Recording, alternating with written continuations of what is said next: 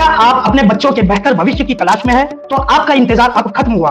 NS academy Salman sir की देखरेख में यहाँ शिक्षा है गुणवत्ता वाली, मार्गदर्शन है अनुभवी और परिणाम टॉप क्लास। अब एडमिशन शुरू हो चुके हैं 10th and 12th science and commerce, साथ ही BMS, BAF, BCom, BSc IT, BSc TS, BSc और बीए कोर्सेज भी अवेलेबल है।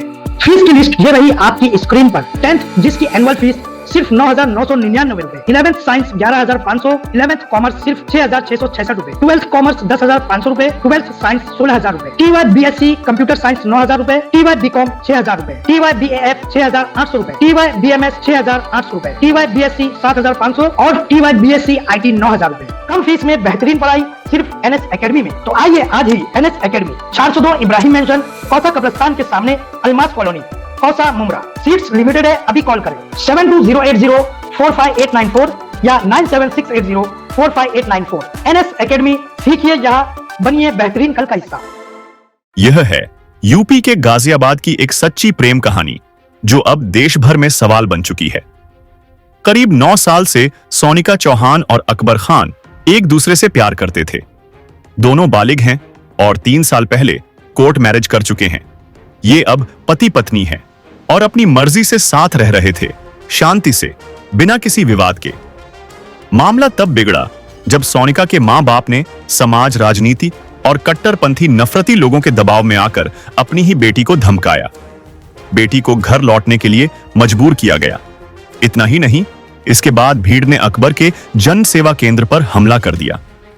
उन पर दुकान में घुसकर हमला हुआ और दोनों पति पत्नी को जान बचाकर भागना पड़ा। फिर भी पुलिस ने लड़की को जबरन परिवार को सौंप दिया और अकबर खान को जेल भेज दिया। अब सवाल यह है, जब दोनों बालिग हैं, शादीशुदा हैं और साथ रहना चाहते हैं, तो किस हक से कोई उन्हें अलग कर सकता है? क्या उत्तर प्रदेश में संविधान और कानून का कोई मतलब बचा है? इस पूरे मामले में न सिर्फ हमला करने वाले दोषी हैं, बल्कि लड़की के माता पिता, धमकी देने वाले लोग और वो पूरा सिस्टम जो इस शादी को जुर्म की तरह पेश कर रहा है, सभी को जवाबदेह ठहराना चाहिए। यह सिर्फ एक प्रेम कहानी नहीं, ये हमारे संविधान, आजादी और इंसानियत की परीक्षा है। और सवाल सीधा है, क्या दो बालिग पति पत्नी को साथ जीने का हक नहीं है, सिर्फ इसलिए कि उनका मजहब अलग है? मुंबई मुद्दा, हर गली की खबर।